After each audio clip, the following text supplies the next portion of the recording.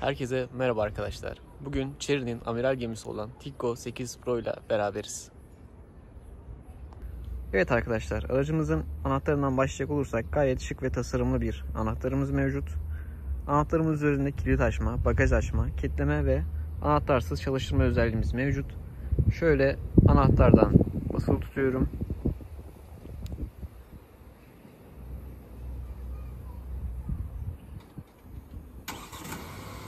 Ve 5 saniye, yaklaşık 5-6 saniye içinde aracımız çalışıyor. Aracımız çalıştıktan sonra kliması da devreye giriyor. Böylece siz aracınıza hazırlık aşamasındayken aracınız ısınmış oluyor.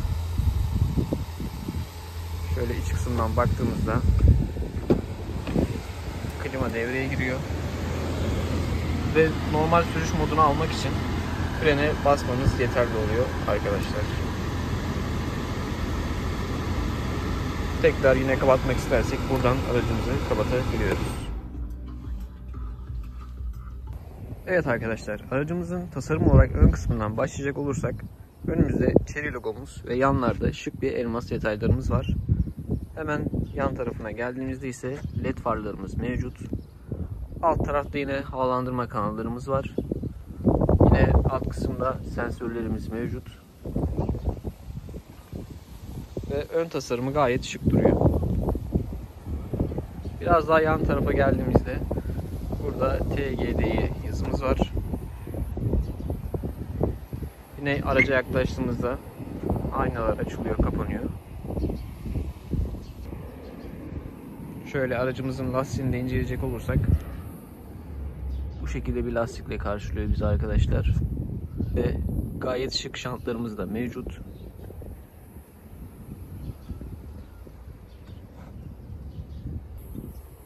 Yine buradan devam ettiğimizde arkadaşlar alt kısımdaki krom detayları görünüyor. Ve bu detaylar gayet şık durmuş.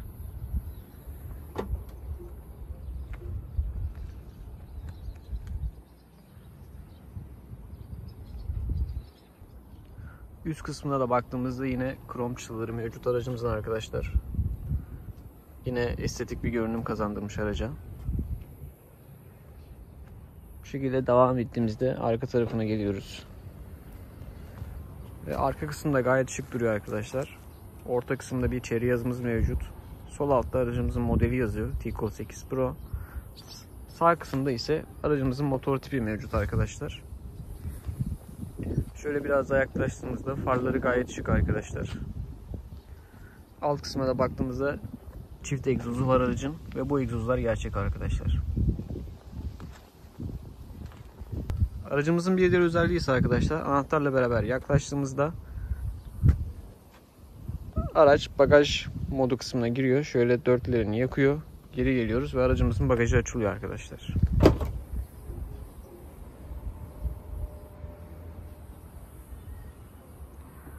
Yine bagajı üst taraftaki kısımdan otomatik olarak kapatabiliyoruz.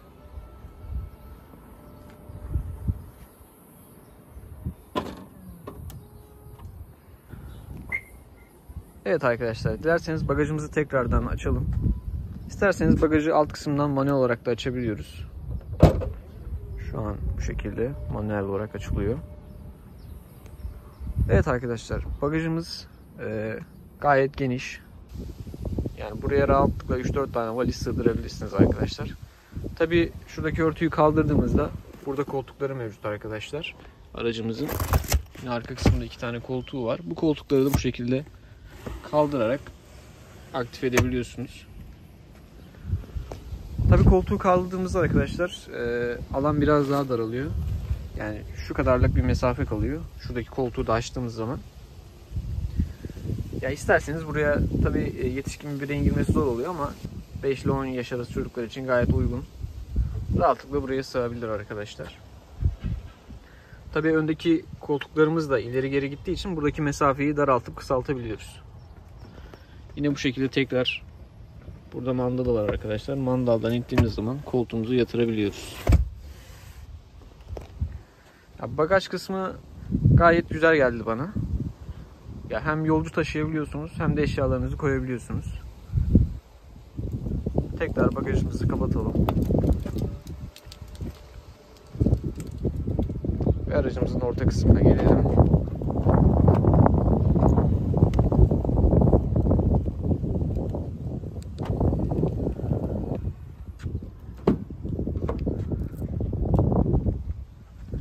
Yine bu kısımda da arkadaşlar gayet geniş bir alanımız var. Öndeki koltukta gayet mesafesi var. Buraya da yine 3 kişi rahatlıkla sığabiliyor arkadaşlar. Arka kısımda yine kolçağımız da var. Bu şekilde açtığımız zaman kolçağı da kullanabiliyoruz. Yine buraya su, çay, her türlü içeceğinizi koyabilirsiniz arkadaşlar. Tekrar kapatıyorum. Yani orta kısımdaki yaşam alanı gayet iyi bence arkadaşlar. Araç da uzun olduğu için geniş bir alanımız mevcut. Yine arkadaşlar burada klima kısmımız var. Alt kısımda şarj etmemiz için USB girişimiz mevcut. Yine alt kısımda da eşyalarınızı koyabiliyorsunuz. Şöyle kapının yan kısımlarına geldiğimizde burada gayet kaliteli bir plastik kısmımız var. Burada arkadaşlar kapıyı açmadan önce sağ kısımdan gelen araç, bisiklet vesairelere karşı sizi uyarıyor. Herhangi bir şey geliyorsa bu şekilde bir turuncu ışık yanıyor ve sizi uyarıyor arkadaşlar. Yine burada Tigo yazımız var.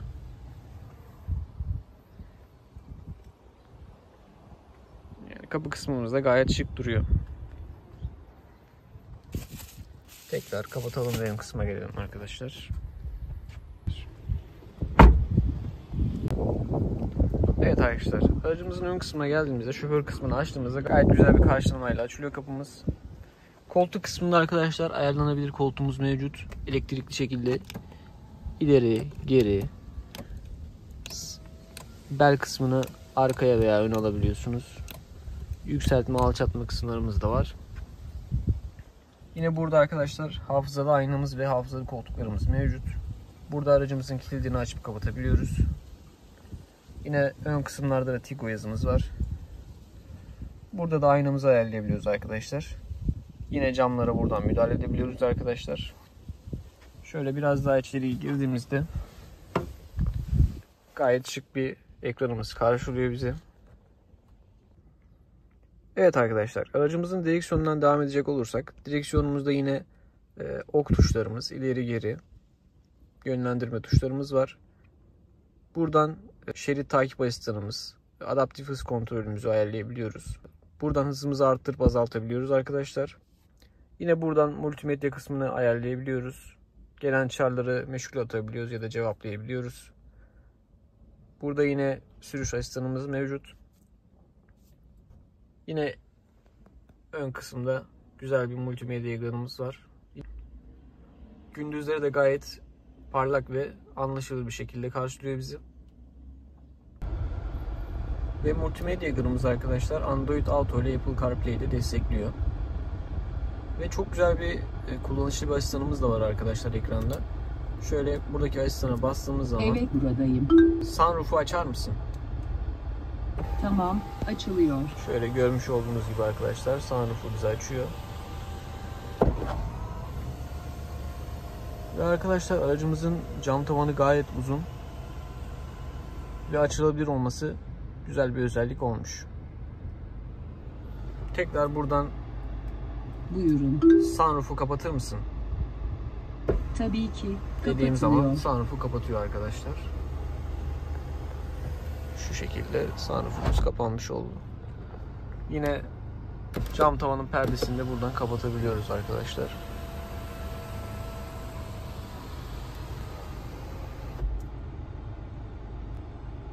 Aracımızın solunda, orta kısmında ve en sağında klima kısımlarımız mevcut arkadaşlar. Ve klimamızla ilgili her şeyi buradaki ekrandan ayarlayabiliyoruz. Buradan sıcaklığını, buradan havalandırma derecesini ayarlayabiliyoruz. Hem buradan manuel olarak arkadaşlar, hem de buradan ekrandan dokunmatik şekilde de ayarlayabiliyoruz. Aracımızda yine koltuk soğutma ve koltuk ısıtma da mevcut arkadaşlar. Buradan basarsak koltuk soğutmayı açıyoruz. Buradan basarsak koltuk ısıtmamız açılıyor. Biraz daha orta kısma geldiğimizde burada bir dörtlülerimiz mevcut.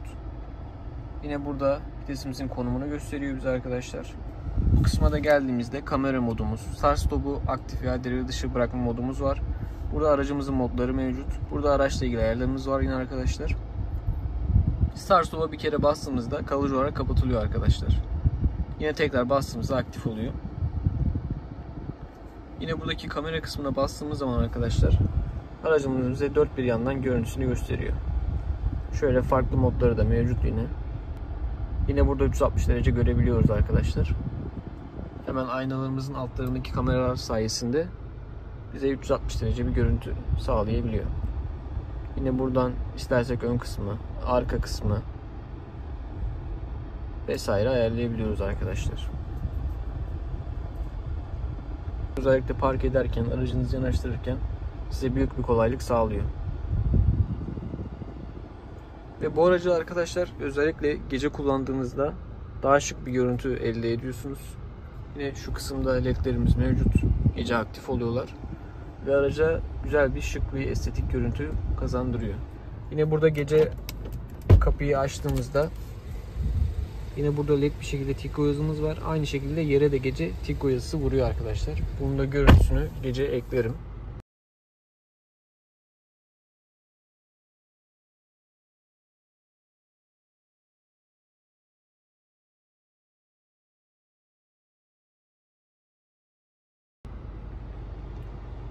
Yine buradaki koltuğumuzu arkadaşlar bu kısımdan ayarlayabiliyoruz. İleri ve geri de yapabiliyoruz yine aynı şekilde. Bu da güzel bir kolaylık olmuş. Yani isterseniz bu koltuğu tamamen öne alıp şu şekilde bu kısmını tamamen öne getirip aracımızı makam kısmına da çevirebiliyoruz. Tekrar eski haline alalım. Yani bu fiyatlara gerçekten araçtaki birçok özellik güzel olmuş.